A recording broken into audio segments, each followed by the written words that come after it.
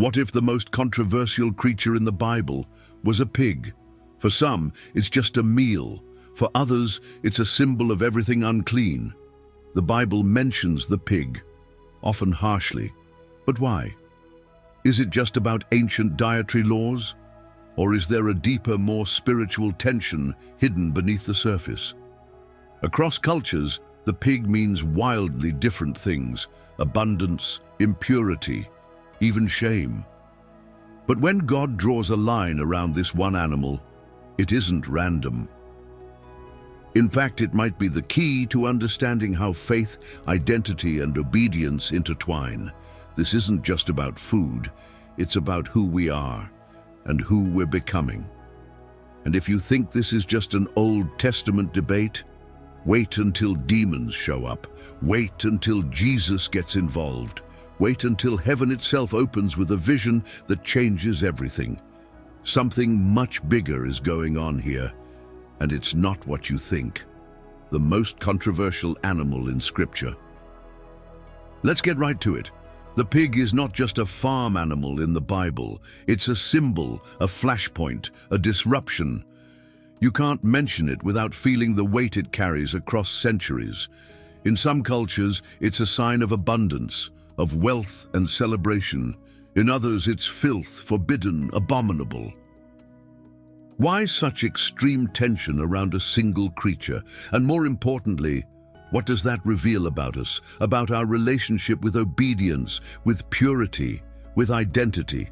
See, when the children of Israel wandered through the desert, they weren't just escaping slavery, they were being reshaped, spiritually rewired, and God wasn't just handing out rules, He was carving identity. So when He said, "You shall not eat the pig," it wasn't about being picky, it was about being distinct, set apart. The porcine prohibition was not just about digestion, it was about devotion.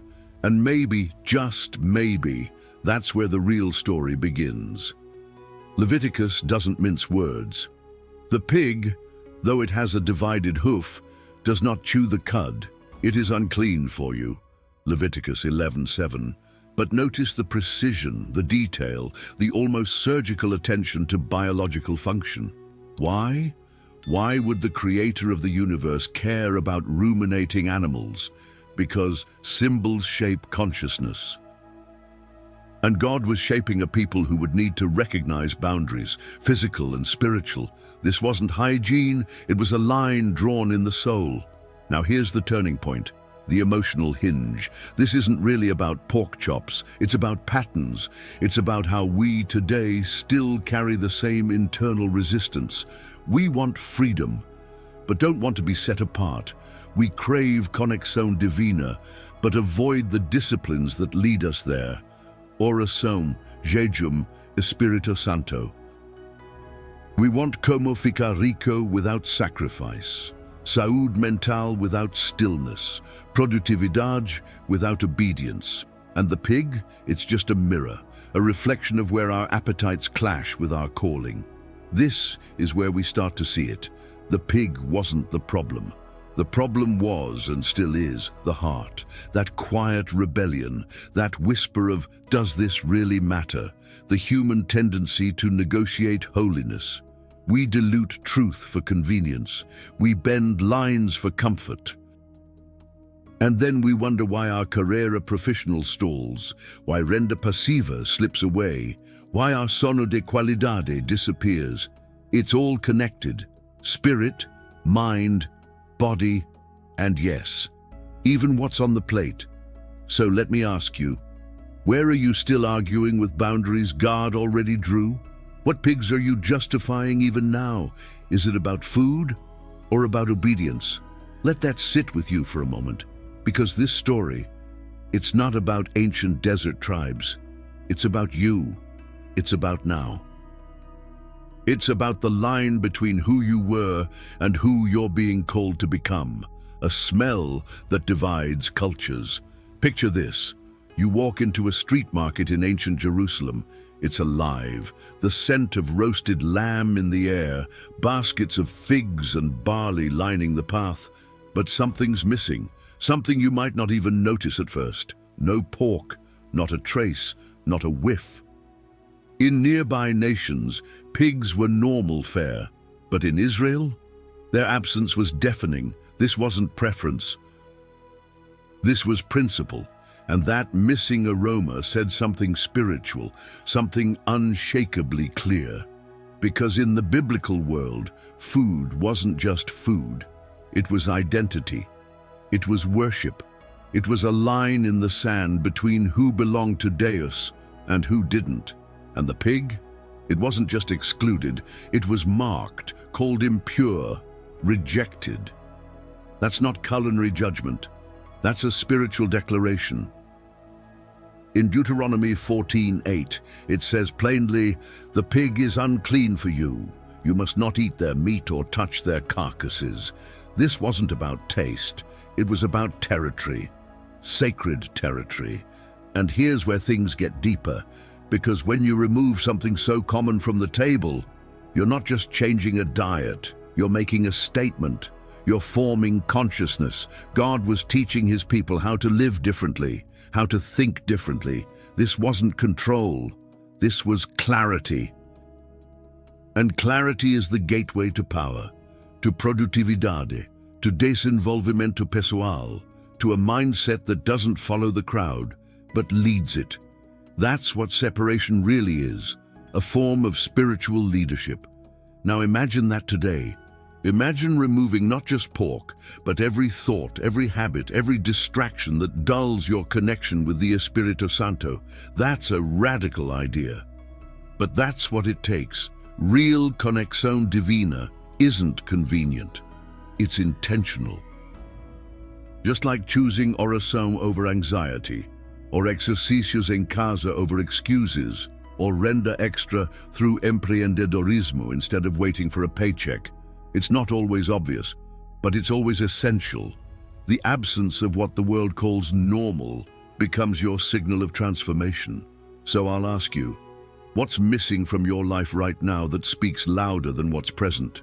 What boundaries have you drawn, not out of fear, but out of faith? The pig wasn't just missing from the market. It was missing from the heart of a people who were called to live set apart. Is your life releasing a scent of sacrifice or blending in with the noise of the crowd? A decree that changed a nation's diet? There's a moment in Scripture that many skip, maybe out of boredom, maybe because it feels too technical. Leviticus 11. A list of animals, rules, distinctions. Hooves, chewing, water, wings. It reads like a manual. But hidden in that text is a decision that would ripple through history, a decree that redefined a people. The moment God declared the pig unclean wasn't just about biology, it was about becoming. Here's what the text says, "And the pig, though it has a divided hoof, does not chew the cud. It is unclean for you." Leviticus 11:7. Notice how specific that is. It's not vague. It's not symbolic, it's anatomical. But God wasn't giving veterinary instructions. He was shaping a spiritual framework. What you consume, he was saying, matters. Not just what enters your mouth, but what enters your mind, your heart, your life.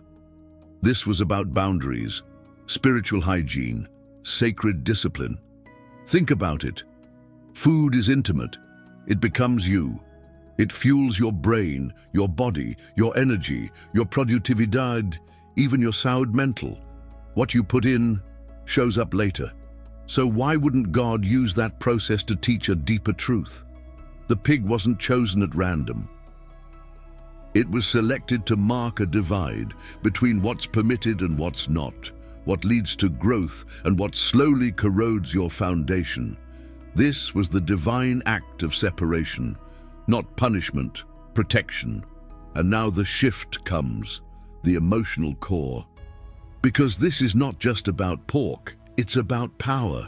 You and I, we still live with choices that carry spiritual weight. We still let things into our lives, our timelines, our routines that look fine on the surface, but don't chew the cud. They don't process, they don't nourish, They don't bring clarity, and over time, they wear us down. They dull our oração, our conexión divina, even our emprendedorismo and vision for renda extra, one compromise at a time. This isn't about becoming legalistic. It's about becoming awake, and once you're awake, you can't unsee it. The pig was a symbol, a reminder that not everything available is aligned, that not everything you crave is sacred, and that the road to desenvolvimento pessoal, to como ficar rico, to renda passiva, it doesn't start with addition. It starts with subtraction, with removing what doesn't serve your calling. That's what the decree was always about. So here's the question. What are you consuming today, not just on your plate, but in your life, that's disconnecting you from who God's calling you to become? What are the unclean things you've allowed in just because they're common? Food as a spiritual boundary. Eating in the biblical world wasn't just about nourishment. It was sacred. It meant alignment. It meant covenant. Every bite was either an act of remembrance or an act of rebellion. To eat was to identify. And that's the piece most people miss. Food wasn't neutral. It was a statement, a signal of belonging, of obedience. And in a world full of blurred lines, God used the table to draw a bold one. The laws around food weren't arbitrary. They were deeply intentional. God wasn't micromanaging taste. He was shaping culture. Each restriction, each permission was building something, a rhythm, a consciousness, a way of living that wasn't just different. It was holy. And when he excluded the pig, he wasn't just rejecting a menu item. He was creating a wall, a spiritual boundary between his people and everything that could dissolve their identity. Because let's be honest, it's always been easier to blend in, to eat what the world eats, to adopt what the culture promotes. But that ease is deceptive. Compromise often hides in comfort. That's why the pig matters, because it didn't just represent a food group, it became a symbol of the pull toward assimilation, toward sameness, toward the loss of sacred distinction. And when that line fades, everything else starts to follow. Convictions blur, oração weakens, purpose slips. That's the moment of truth. That's where we stand now. The world wants you neutral, predictable, safe, but you weren't called to that. You were called to live awake. Called to embody conexión divina, to protect your alignment with the Espíritu Santo, to guard the flame of your carreira profissional and desenvolvimento pessoal. And that requires discipline, boundaries. It means saying no to what may feel harmless, but steals clarity, even when it's on the plate. So what does your lifestyle say about your alignment? What are you permitting that slowly dismantles the spiritual structure God asked you to build? Because sometimes the enemy doesn't attack with fire. He offers food, not to feed you, but to define you. The real question is, what's feeding your soul and what's feeding your separation? An animal that provoked visceral disgust. There's a passage in Isaiah that hits differently. It doesn't comfort, it confronts. It paints a scene that's almost repulsive, people eating pig's flesh in idol rituals, provoking God's anger. Those who eat the flesh of pigs, vermin and rats, they will meet their end together, declares the Lord. Isaiah 66:17. This isn't poetry, it's judgment. Not because of meat, but because of meaning. Because in that moment, the pig wasn't just food, it was rebellion on a plate. It wasn't about the animal, it was about what the act represented: defiance, contamination, a blatant disregard for the sacred. And that's the uncomfortable truth. We like to think disobedience is loud, obvious, ugly. But sometimes it's subtle. It's disguised as appetite, as curiosity, as what's the big deal, and yet behind the act is a posture, a heart posture that either honors or opposes the presence of Deus. And here's what few will say out loud. The pig still provokes something, maybe not in your stomach, but in your soul. It's a test, a trigger. It forces you to confront your own version of compromise. The habits that look harmless, the entertainment you justify, the formas de ganar dinero that steal your peace, the late nights that rob you of sono de qualidade, the silence where oração used to live. It's not always rebellion. Sometimes it's erosion. That's where we must stop and see clearly. Because God's disgust in Isaiah wasn't over pork. It was over perversion. Over a heart so hardened it could no longer feel conviction. And that's the danger, not eating the wrong thing but becoming the wrong person. Desensitized, spiritually numb, still showing up on Sundays, still quoting verses, but internally disconnected. That's the real unclean thing. The pig was just the surface. So I'll ask you, have you numbed yourself to something God still calls unholy? Are there places in your life where the disgust should have hit you by now, but it doesn't? That's the red flag. Because clarity is a gift, and losing it is a slow death. You were made for more than tolerance. You were made for transformação, for desenvolvimento pessoal, for the kind of life that makes compromise impossible to enjoy. If you're enjoying the content, make sure to subscribe and drop a like. Jesus and the demons among the pigs. There's a scene in the New Testament that's so intense it feels cinematic. A man possessed by demons, isolated, violent, living in tombs. No one could restrain him, not even with chains. And then Jesus shows up, calm, unshaken, full of authority. The demons speak, begging him not to send them into the abyss. Instead, they ask for pigs, and Jesus allows it. They enter a herd and the pigs. They rush straight off a cliff and drown. Luke 8:26-33. Now stop. Why pigs? Why not goats or birds or cattle? Jesus knew what he was doing. In that moment, he didn't just cast out evil, he revealed it. He externalized it, made it visible. The unclean spirits didn't disappear into thin air. They entered the most rejected animal in Jewish culture. That wasn't random. That was intentional. It was a demonstration of how spiritual darkness clings to the impure, to the unguarded, to what's already been spiritually abandoned. This is where most people miss the point. The pigs weren't victims, they were vessels, containers of what had no place in the kingdom. Jesus could have sent the demons anywhere.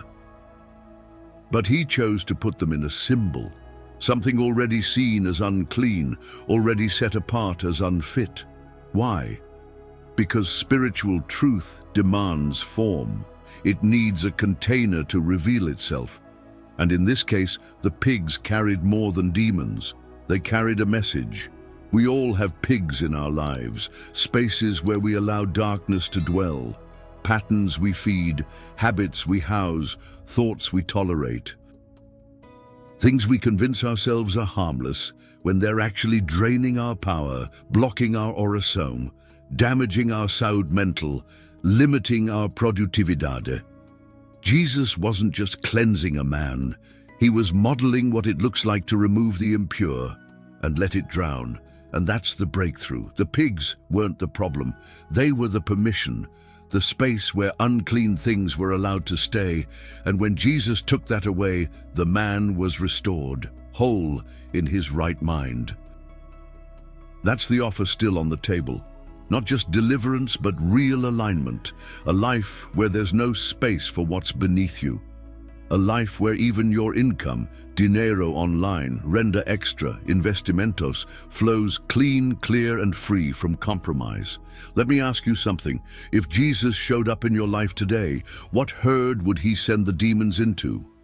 What area would he expose, not to shame you, but to set you free? Sit with that. Tell me in the comments. I really want to know what this brought up for you. The pig as a symbol of fall and return in the prodigal son. You know the story. A son demands his inheritance, walks away from the father's house, and burns through everything. Fast living, easy pleasures, empty company. And when it's all gone, the money, the dignity, the illusion, he finds himself alone, broke, starving, and feeding pigs, not just working with them, envying them, wanting their food. Luke 15:15-16. That's how far he'd fallen, and to the original audience, that was the ultimate shame. You don't get lower than that. In Jewish culture, pigs weren't just unclean, they were repulsive. They symbolized distance from God, contamination. So for Jesus to place the prodigal there, knee-deep in the mud, was no accident.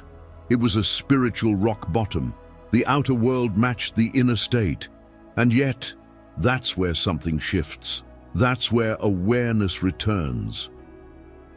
He came to himself. The mud didn't just humiliate him, it awakened him. It reminded him who he wasn't. That's the power of the pig in this story. It's not just a prop, it's a mirror, a symbol of what happens when you chase freedom without wisdom, dinero without purpose, render passiva without discipline. It represents the cost of misalignment, of disconnection, of forgetting who you are and where you come from. But it's also the place where the journey back begins. And that's what makes it holy. Because rock bottom isn't failure, it's clarity. It's where oração becomes real again, where the noise fades and you start hearing the Espírito Santo again, where saúde mental starts to return. Not because everything is fixed, but because something inside has shifted. That moment in the pigsty is the beginning of resurrection. The decision to stand up, to go home, to face what you ran from, and to believe somehow that mercy still waits. So here's the real question. Are you still trying to build a life in the pig pen?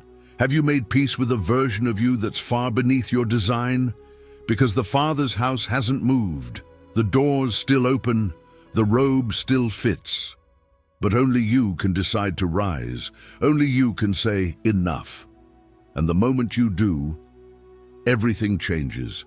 When religion becomes an obsession with food. By the time Jesus arrived on the scene, something had shifted. The purity laws, once designed to preserve identity, had become a weapon.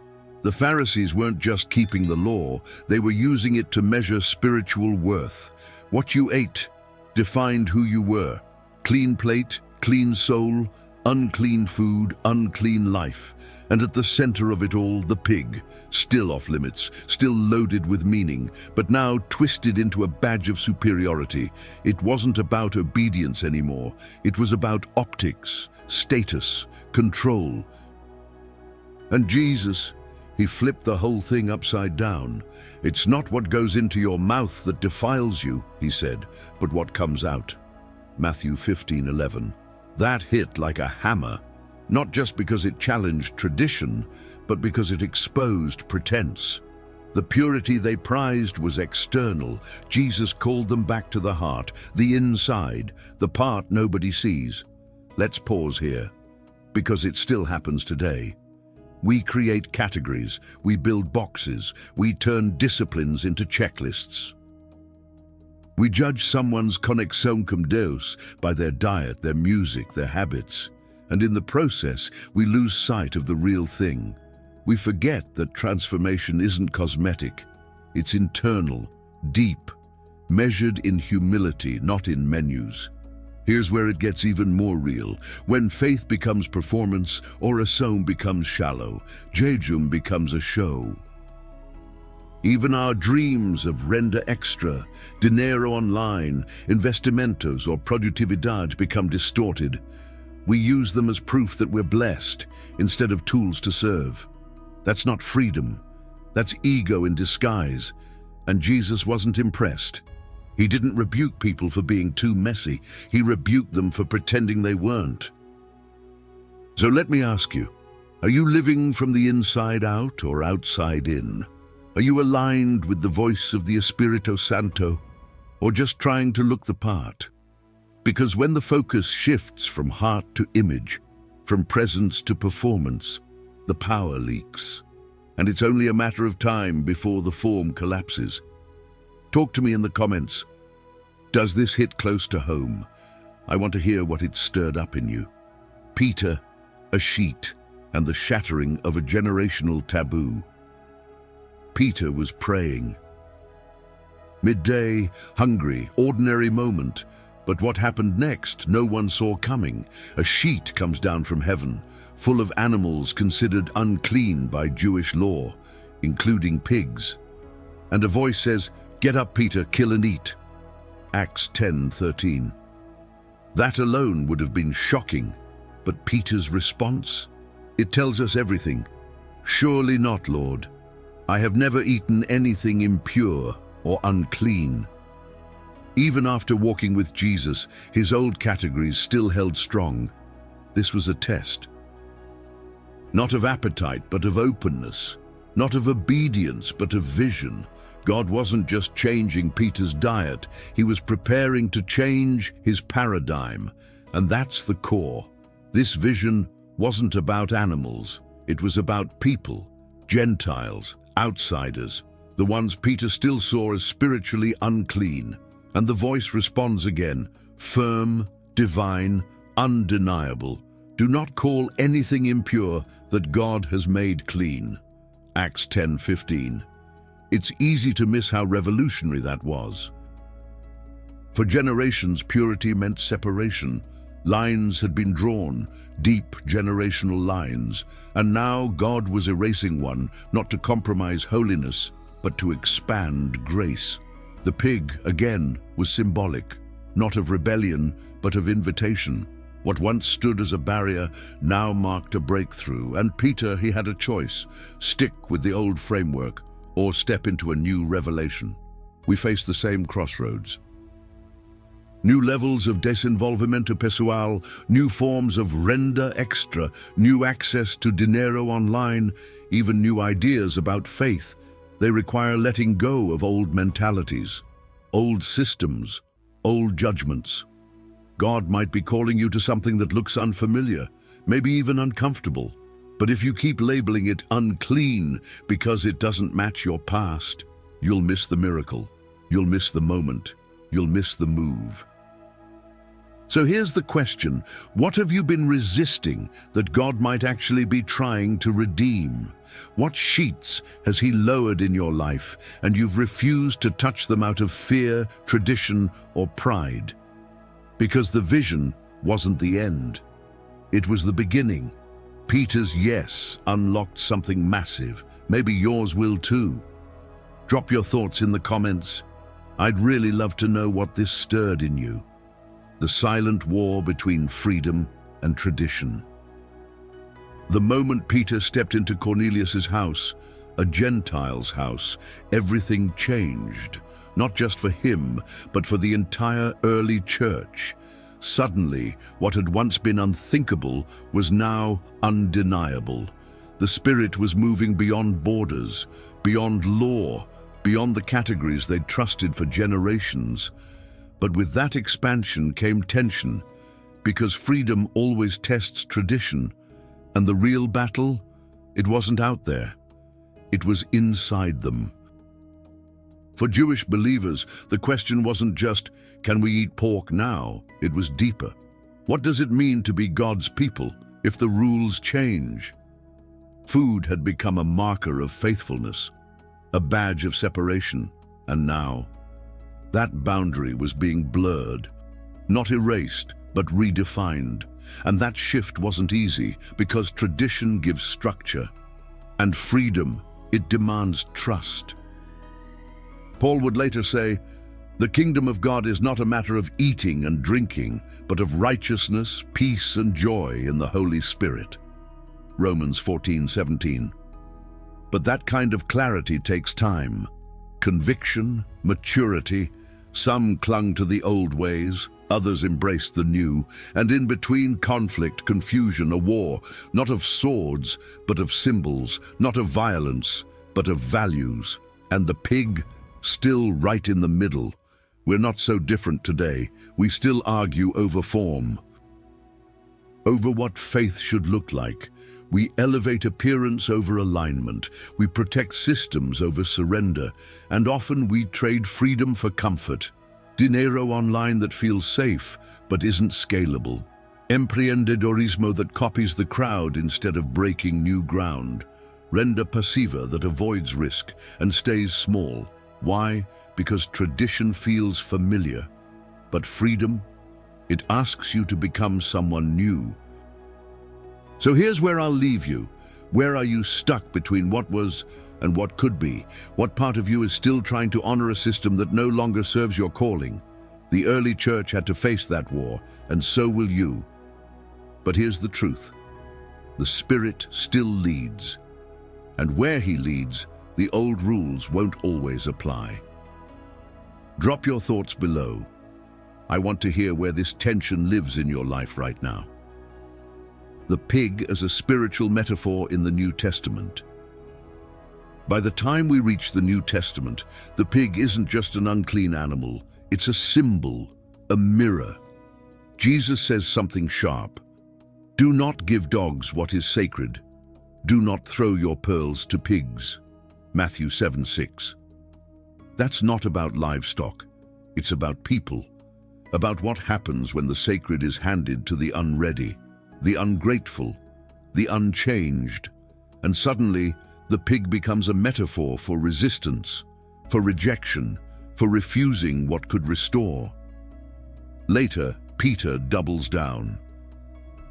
The sow that is washed returns to her wallowing in the mud. 2 Peter 2:22. It's a brutal image, not because of the animal, but because of the truth it reveals. You can clean the outside, you can change the behavior, but if the nature isn't transformed, the fall is inevitable. And that's where we must stop and examine our own lives. Have we been treating transformation like a rinse, when it was meant to be a rebirth? This metaphor reaches beyond religion. It touches produtividade, dinheiro, even saúde mental. Because if your thinking doesn't shift, no habit will hold.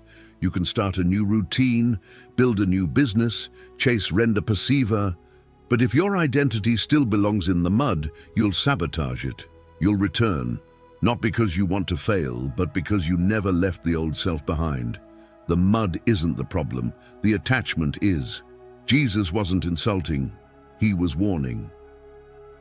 And it still stands. Sacred things can't thrive in unrenewed environments. Purpose can't bloom in dishonor. Connexión Divina can't survive in divided loyalty. It's not about being perfect. It's about being changed. And when you are, you stop settling. You stop going back because the mud that once felt familiar now feels foreign. And that's how you know you're free. So let me ask you directly. What sacred things in your life are you placing in the wrong environment? Are you still returning to old spaces, hoping for new results? Because the call of the Spirit is upward, always upward, but you can't rise until you release what was pulling you down. Tell me in the comments, did this one hit somewhere personal for you? What if the pig was never the problem? After all the laws, all the metaphors, all the controversy, we're left with a question, a deeper one. What if the pig was never the issue? What if the real problem wasn't what went into the body, but what was already living in the heart? The animal was never just about meat. It was always about mindset, about whether we'd trust the voice of Deus, even when the instruction didn't make sense. Look closely and you'll see it. The pig was a mirror, a test, a symbol of the human tendency to drift, to rationalize, to resist surrender. It showed up in the desert, in exile, in visions, in parables, even at the feet of Jesus himself. Not because God had a vendetta against a species, but because he was exposing something in us. A resistance, a pride, a desire to do it our way, even when it costs us peace. And here's where it gets personal. The pig is just the form. Today, it might be something else. The toxic relationship you keep returning to, the way you treat your time, your resistance to oração. The way you bury your purpose under the pursuit of dinheiro, investimentos, renda extra, not from vision, but from fear. It could be anything that looks small, but keeps pulling you back into the mud. Because purity was never about perfection. It was always about alignment, about letting the Espíritu Santo renew your instincts, not just your image. About stepping into identity, not hiding behind performance. The truth? God never asked for empty compliance. He asked for transformation. Real, visible, costly change. And that's where the freedom is, in releasing the excuse, in taking ownership, in finally saying, the pig wasn't the problem, I was. So I'll ask you plainly, what have you been blaming when deep down you know the work is within? What symbols have you been fighting, Anouk, instead of facing what they represent in you? The invitation is clear: clean hands, clean heart, not through willpower, but surrender. Let me know in the comments, what part of this entire journey spoke to you the loudest? After all the verses, the laws, the symbols, and the warnings, it was never really about the pig. It was about the pattern of deflection, the pattern of delay, the pattern of avoiding transformation by focusing on the surface. That's what this journey was exposing, not a dietary restriction, but a spiritual invitation, one that still stands. Because everything God asks, every line He draws, every no He speaks, is never random. It's intentional, it's surgical, designed not to limit you, but to protect the path forward. The path to clarity, the path to render passiva with integrity, the path to a life where oração isn't duty, it's breath, where productividad isn't just effort, it's alignment, and where dinero online, investimentos, and carrera professional flow not from panic, but from purpose. You're not just managing habits. You're managing identity. And identity is spiritual. When you stop negotiating with your boundaries, you start stepping into your becoming. That's where the shift happens, not when you try harder, but when you live truer. That's where purity starts. That's where power flows. Not from a plate, from your posture. So let's make this conversation live a little longer. Leave a comment. Tell me which part challenged you the most. And if this message helped you step out of old patterns, share it with someone else who's still stuck in theirs. And don't stop here. The next video waiting for you goes even deeper. Trust me, if you've come this far, you need to see what's next. Go now.